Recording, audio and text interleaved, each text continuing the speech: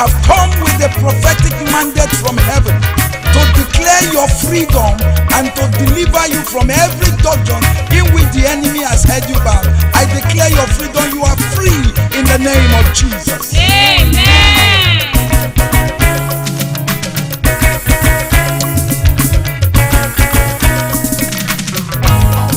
The scripture declared that God disappoints the devices of the wicked so that their hands cannot achieve their enterprise.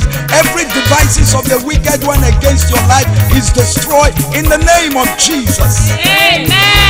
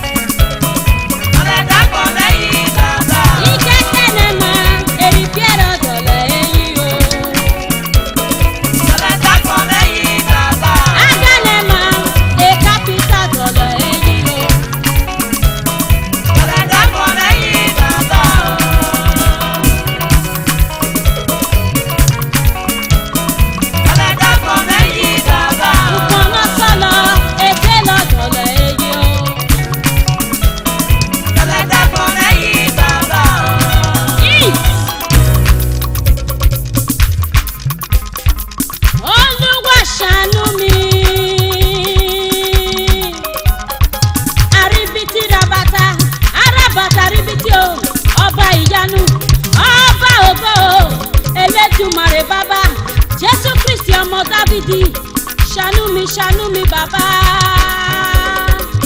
Olúwa ṣàánú mi o.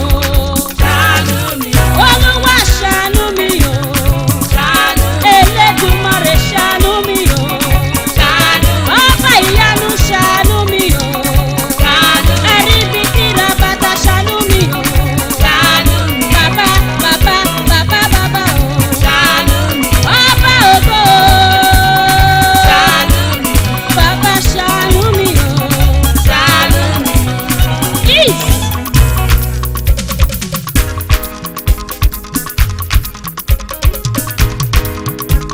Osana erugele erumene. Wadogume kume o. Osana erugele erumene. Wadogume kume o. Ọmọ ní kwala o, ọrí emene o. Wadogume kume o. Igbo ní kwala o, ọrí emene o. Wadogume kume o. Ekperame ní kwala o, ọrí emene o. Wadogume kume o. Ọ̀tọ̀ ní kwala o, ọrí emene o. Wadogume kume o. Ènìyàn ní kwala o, ọrí emene o. Wadogume kume o. Is. Aha. Kugbe agitio salobo nubeka. Kugbe agitio salobo nubeka o. What do you call the name of this God that you serve? Kugbe agitio salobo nubeka. Ọba náà sọ́ba, ayé iná yóò ògbọ́nà dáná rí olódẹ́ládíá, gbogbo wa.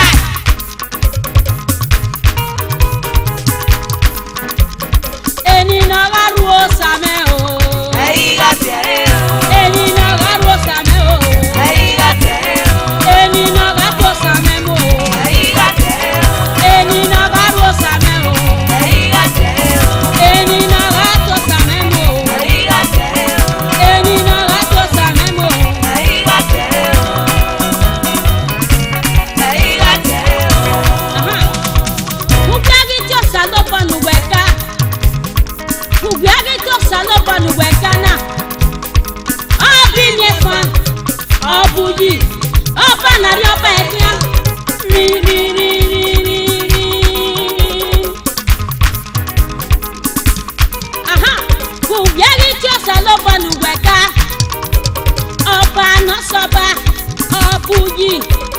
Obi nyefa. Ọba na sama náà ẹ̀. Eni na garu o same o. Ẹ̀yin láti ẹ̀rẹ́ o, Eni na garu o same o. ẹ̀yin láti ẹ̀rẹ́ o, Eni na garu o same o. ẹ̀yin láti ẹ̀rẹ́ o, Eni na garu o same mo. ẹ̀yin láti ẹ̀rẹ́ o. Is.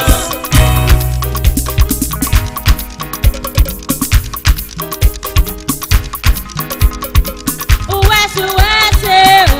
Numana bia miame o, numana bia miame o,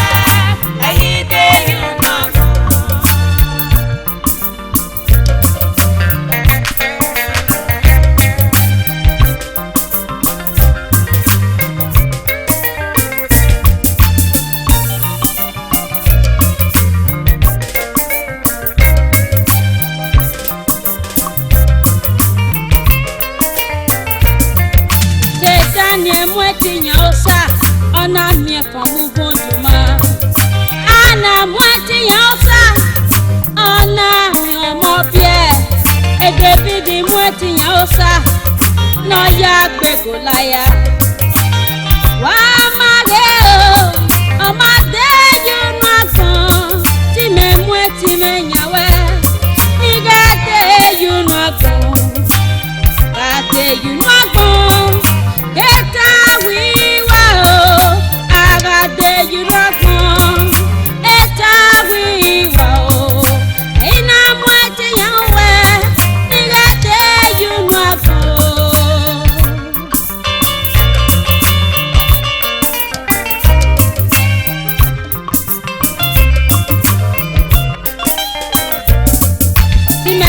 time nyawe ei mana de you no go amana mwete nyawe ei de you no go time nyawe ei mana de ye na go ka o amana mwete nyawe ei de you no go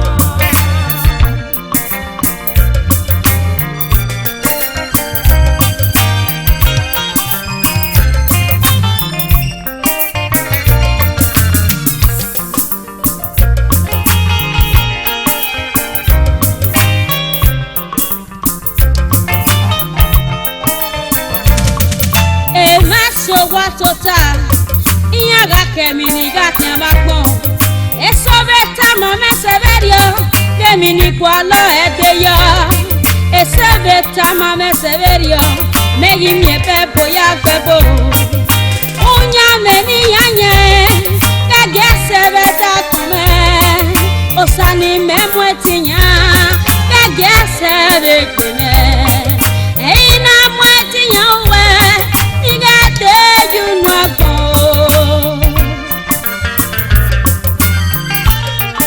oh baba agade you no go tawi ti me mweti me nyawe ei mana te you no go no nyama amana mwete nyawe ei de you no go ti me mweti me nyaosa ei mana te you no go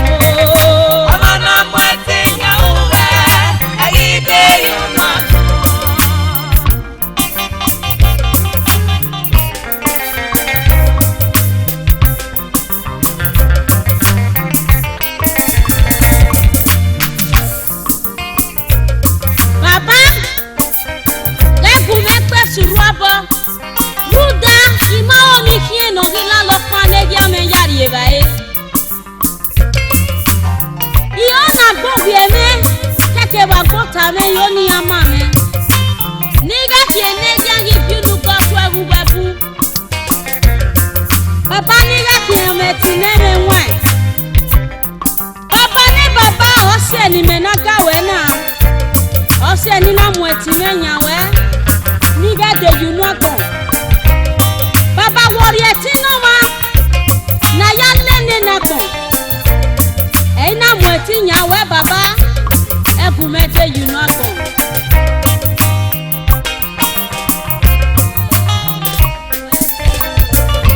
ti me mweti me nyawe ei mana de you no go amana mwete nyawe ei de you no go ti me mweti me nyawe ei mana de ye na go ka o amana mwete nyawe ei de you no go ti me nyawe ei mana de you no go baba ne baba amana mwete nyawe ei de you no go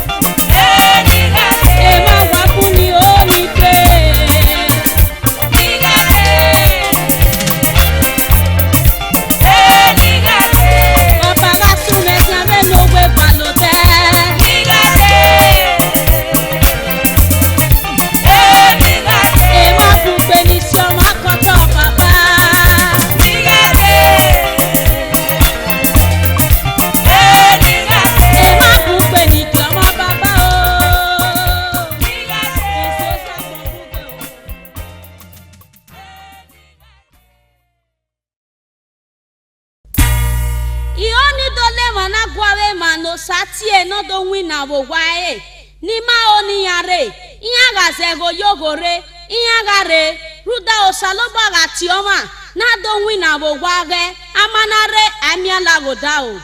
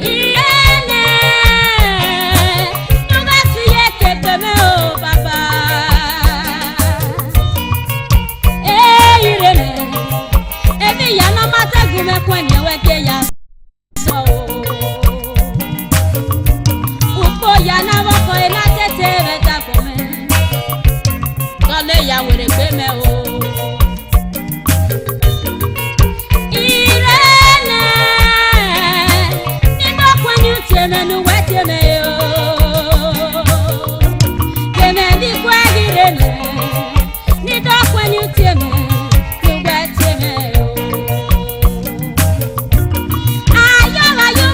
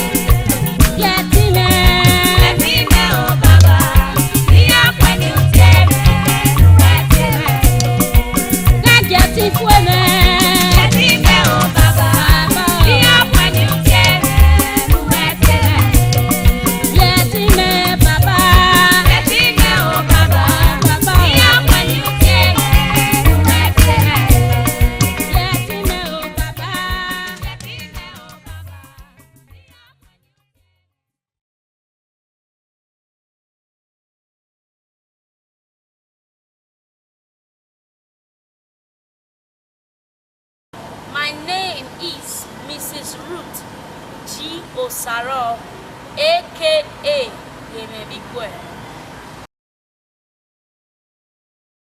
Oh, I want to say a big thank you to God Almighty, the Okodudu one. He is my everything.